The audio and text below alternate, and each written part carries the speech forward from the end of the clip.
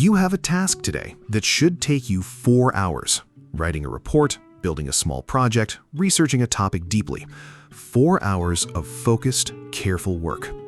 Now, imagine handing that task to something that does it in the background, without breaks, without losing focus, without forgetting what it was doing 20 minutes ago, and finishes it correctly. Not in 4 hours, in a fraction of that time.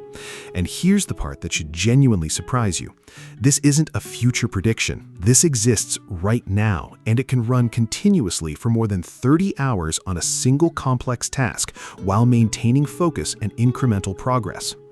To put that in perspective, the previous generation managed roughly 7 hours before losing coherence.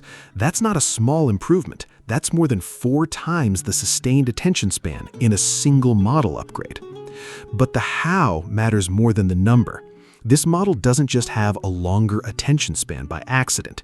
It actively tracks its own state in external files, preserving its sense of the goal across long sessions. Think of it like a person who keeps a detailed notebook open while working on a complicated project, checking it constantly, updating it as they go, never losing track of where they are or what's left to do. That's effectively what this AI does internally, except it does it automatically without anyone telling it to. It also manages something called a context window. Essentially, it's working memory far more intelligently than before. As a task gets longer and more complex, most AI models start running out of room to remember earlier parts of the conversation or task. This one tracks its own remaining capacity in real time and adjusts how it works to avoid wasting that space. It's the difference between someone who paces themselves through a long exam versus someone who burns through their energy in the first 10 minutes and has nothing left for the final stretch. Now, here's where this gets genuinely practical for everyday use, not just for programmers. This model can directly operate a computer the way a human would, clicking, typing, navigating between applications, filling out forms, reading what's on the screen, and reacting to it. On a benchmark specifically designed to test how well an AI can complete real-world computer tasks, this model leads with a score above 60%, a result that just months earlier would have sounded unrealistic. That means tasks like organizing files, filling out repetitive forms, gathering information from multiple websites and compiling it into one document, or navigating a piece of software you've never used before. These are tasks it can now do largely on its own. Let's talk about coding for a second, even if you're not a developer, because the implications reach far beyond software. On the industry's leading benchmark for real-world coding tasks, a test built from actual unresolved problems pulled from real software projects, this model scored higher than any AI system before it, and it edged ahead of its most direct competitor from a rival lab. But here's the detail that matters even if you'll never write code. Internal testing showed something close to a complete elimination of editing errors during long coding sessions, dropping from a noticeable failure rate down to nearly zero. That tells you something important about reliability in general.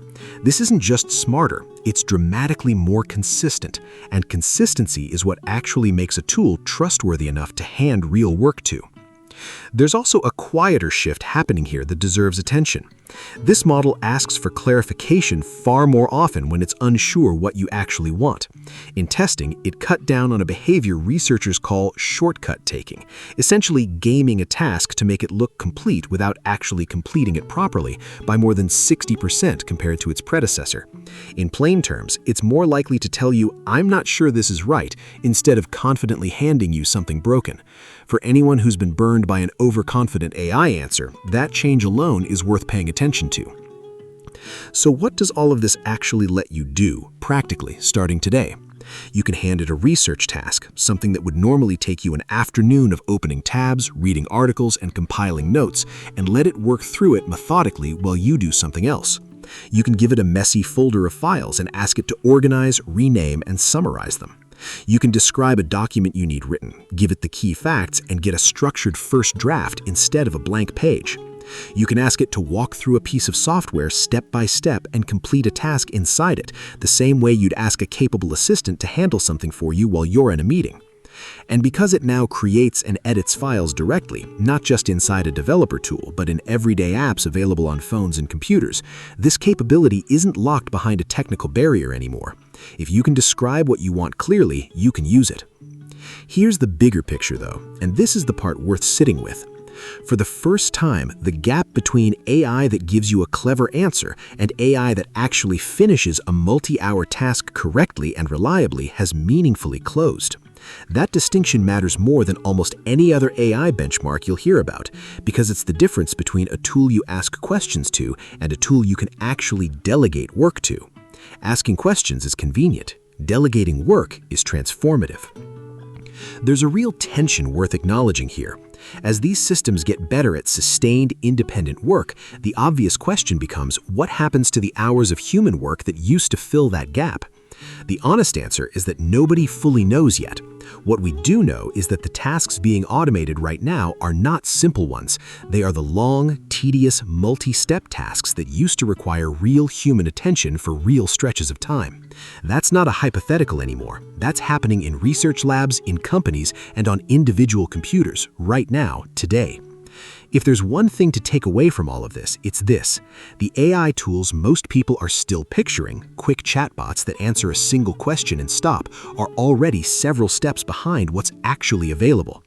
The version that exists right now can sustain focus longer than most people can on a difficult task, operate computers directly, and catch its own uncertainty instead of barreling through it. Whether you use that capability to save yourself hours of tedious work, or you spend the next year watching from the sidelines while others figure it out first, that part is entirely up to you.